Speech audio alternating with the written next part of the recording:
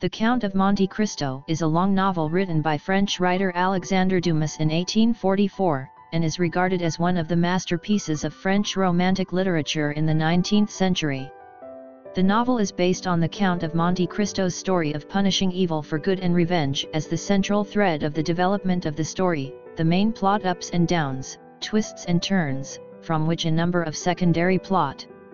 The book makes excellent use of suspense, sudden discovery, drama and other techniques in the narrative. The novel has a greater narrative density and complex character relationships. All this makes this novel full of narrative tension and the beauty of narrative itself. Yu Hua, the author of Living, recommends several books to his readers. He said, "I read it for the first time when I was in my 20s, when I didn't eat, drink or sleep, and finished reading this masterpiece almost frantically, and then I was weak for a month as if I was recovering from a serious illness." When Jin Yong was called China's Dumas, he said modestly that he was no match for Dumas, and repeatedly said that Dumas taught him to write popular fiction. Marquis, the author of 100 Years of Solitude, also recommended The Count of Monte Cristo to former U.S. President Bill Clinton, saying it was his favorite long novel. The great writer Victor Hugo even praised it. "No one is more popular than Dumas, whose name has triumphed over France, over Europe, he is the whole world." Dumas revisited Italy in 1841 and stayed in Florence for a long time. He was a guest of Prince Napoleon Bonaparte's house in Jérôme, almost every Saturday. On June 28, 1842, Dumas and the 19-year-old prince arrived in the port of Ferraio and learned about Monte Cristo on the recommendation of the locals.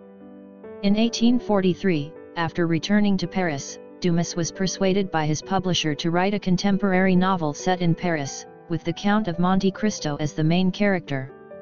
He wrote the first outline of the novel in his autobiographical work, Miscellany. At the suggestion of his writing assistant Auguste Marquet, Dumas decided to devote considerable space to the love story of his protagonist, his betrayal, and his life in prison, so that the novel would be divided into 3 parts, taking place in 3 cities, Marseille, Rome, and Paris. The story begins the day before Edmond Dantes is due to marry Mercedes, but he is suddenly framed by Fernando de Guerra and Cardel Luzu and thrown into prison as a spy for Napoleon. During those 14 long years, Edmond was desperate and helpless, but with the help of Abbé Faria, he learned all kinds of knowledge and finally escaped from the prison. After escaping from prison, Edmond found the treasure on Monte Cristo that Abbé Faria had told him about. He then returns to society with a vast fortune and a new identity as the Count of Monte Cristo, and begins to plan his revenge. Through wisdom, power, and wealth, the Count of Monte Cristo defeats his enemies one by one. De Guerra falls into financial crisis and ends up in exile, Cardel Luzu is killed for his greed, and Fernando loses Mercedes and his son, Albert, after his identity as a knight is revealed, and eventually commits suicide. However, in the process of revenge, Edmond also gradually realizes the negative effects of revenge. He realizes that his actions have also hurt innocent people, including Mercedes and Albert. In the end, Edmond lets go of his hatred, reconciles with Mercedes, and seeks redemption and forgiveness in his new life. The Count of Monte Cristo explores many themes, such as revenge, justice, betrayal, love, redemption, and forgiveness. By depicting Edmond's perseverance in the face of adversity and his eventual revenge, the work demonstrates the courage and resilience of human beings in the face of challenges. At the same time, Edmond's realization in the process of revenge also reminds us to treat revenge with care and learn to forgive and grow. After reading The Count of Monte Cristo, one's heart will burst with strength, a hope that no setback can break. Once the painful experience is shared, the pain will be halved. Schopenhauer said, "Life is a painful journey. Along the way, we will be forced to separate from those we love, we will be separated from our loved ones, we will encounter unexpected disasters, and we will experience countless trials and tribulations. These disasters will corrode your life little by little." Edmond, the main character of The Count of Monte Cristo, suffered from poverty before he was 19 years old. He has managed to develop excellent sailing skills and become the best first mate on the Pharaoh. However, he was framed by a villain and was falsely accused of being a reactionary, so he was imprisoned. This level is 14 years. In prison, Edmund suffered unbearable torture every day. He had a promising future, but now he was confined to a dark dungeon. Day after day in prison, Edmund saw no hope for life. He even thought of committing suicide by hunger strike. At the moment of despair, he meets Faria, who is planning to escape from prison but digging the wrong tunnel. Seeing Edmund's loneliness and confusion, Faria shares his pain and helps him find the murderer who framed him. In addition, Faria taught Edmund all that he had learned in philosophy, astronomy, geography, mathematics, languages, and history, brightening up Edmund's barren and dull life and finding a way for him to survive. Hope. Living in this world, there are always some bumps and bruises that come along unexpectedly. But if one person's pain is shared by two people, the pain that falls on them will be reduced by half. If one person's happiness is shared by two people, the pain will be reduced by half. If a person's happiness is shared by two people, the happiness he feels will be doubled. Therefore, in the world of adults, do not cling to everything, and do not carry it to death. There are some storms that you can't stand, there are some pains that you can't stand. The most important thing is to find a trustworthy person, together with the rain and wind, in order to better heal the suffering in the world. 2. The world has no happiness and no misfortune, only a situation compared to another situation, nothing more. Imagine that you have been working hard for more than 10 years and finally have a successful career, surrounded by beautiful women, everything is developing in a good direction. Suddenly, a group of people broke in and took away all your happiness, and imprisoned you without a word.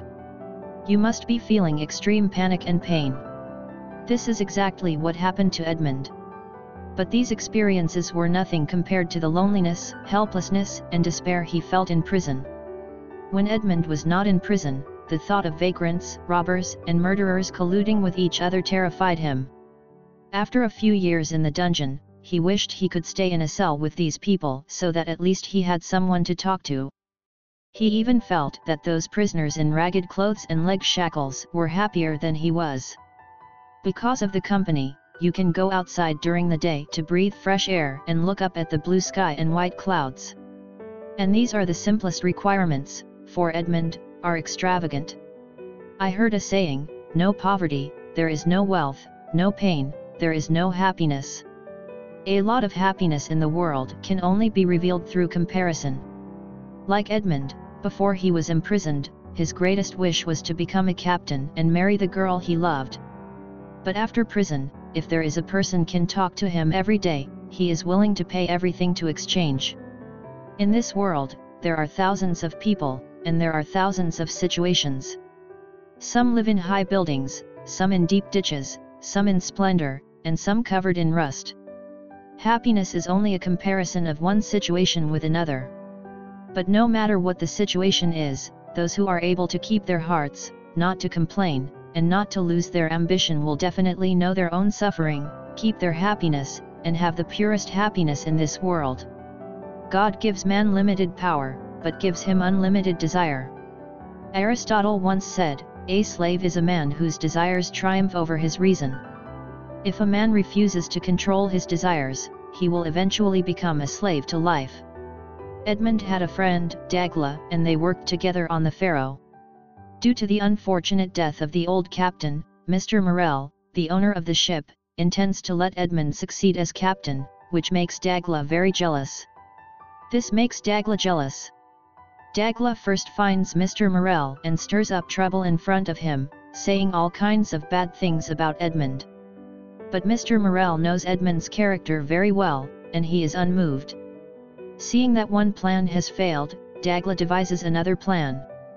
He and Edmund's love interest Fernando forged a letter to frame Edmund and successfully sent Edmund to prison, and he also got the position of acting captain as a matter of course. But Dagla is still not satisfied. He used Mr. Morel's recommendation, as a bank employee. He also found a way to marry the banker's daughter. Later, after his wife's death, he quickly took over her huge fortune. In a very short time, he became a millionaire from a bank employee. More and more money and higher status fueled his greedy nature. After the death of his ex-wife, he soon married a wealthy but notorious widow. He allowed his current wife to date his lover in order to get more investment insider information from her. As he was collecting money for his own pleasure, Edmund returned with a vengeance. Edmund just used a false information to let the desire-blinded Dagla to follow suit and let him go bankrupt. Some say, greed is a mental disease, like a congenital disability, an acquired disability, like a physical disability, it is also a mental disability. Greed is in fact a disease. Such people will gradually lose themselves in greed and slide into the abyss of degradation. Greed is the enemy of human nature, and people should get rid of greed. A person's greatest blessing is not to seek the blessing of injustice, but a pure heart. If you want something, you let it free. If it comes back to you, it is yours. If it does not come back, you will never have it. The first thing you need to do is to get a good idea of how to spend your life. Mr. smiled and calmly replied, "Make a big fuss and return quietly." The world's grudges and grievances, right and wrong, no matter how sensational they are at the time, will eventually stop between the lips and teeth and be covered up by the years.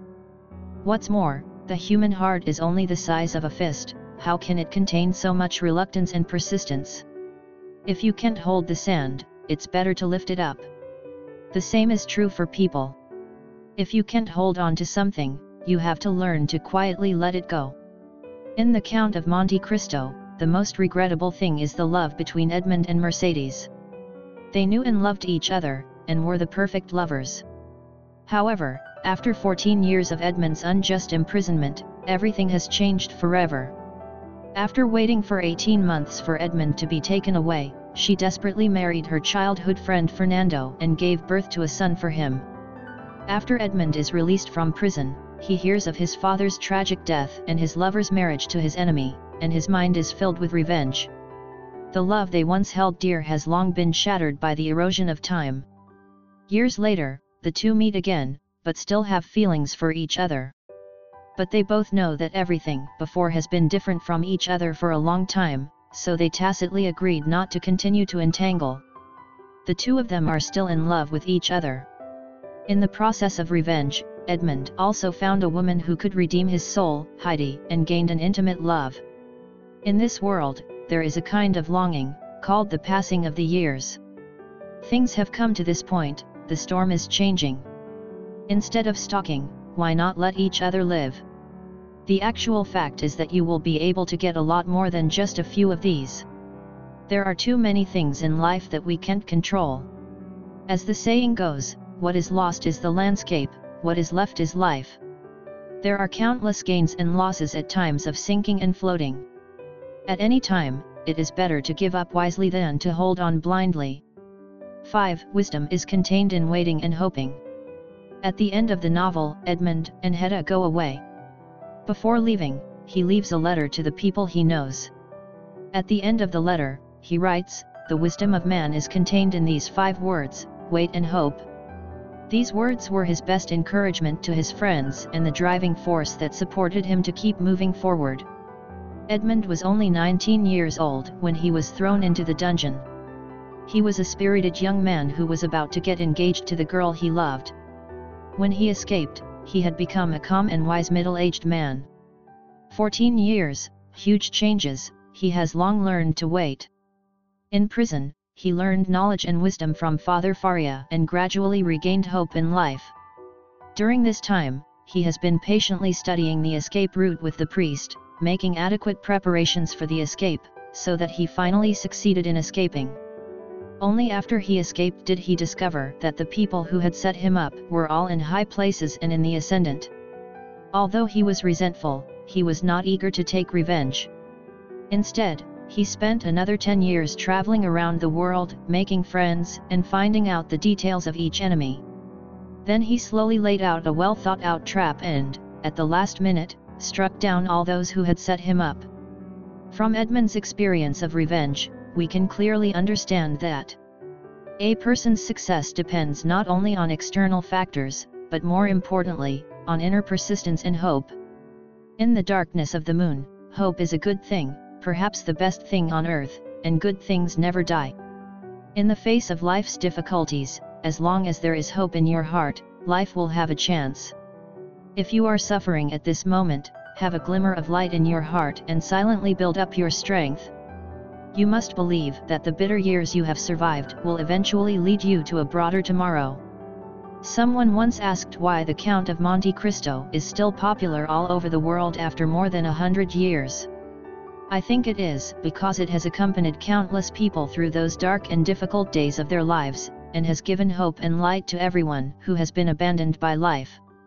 The writer Borges once said, "All literature talks about one thing, and that is how difficult life is." But apart from that, the Count of Monte Cristo also teaches everyone who walks into it to fight against evil and struggle against suffering. When we are at a low point in life, when we are mired in past failures, the Count of Monte Cristo tells us over and over again that life should be about fighting back again and again, not accepting again and again. Fate gives us a low point, not to see us compromise, but to let us do our best to write the story of a desperate comeback and a big fight. The Count of Monte Cristo is a literary masterpiece that combines suspense, love, adventure, and moral exploration. With his unique writing style, Alexandre Dumas allows readers to deeply understand the journey of Edmond, the protagonist, on his path of pain, struggle, revenge, and redemption. This work is not only a compelling story, but also a mirror for us to reflect on the true meaning of humanity, morality, and life.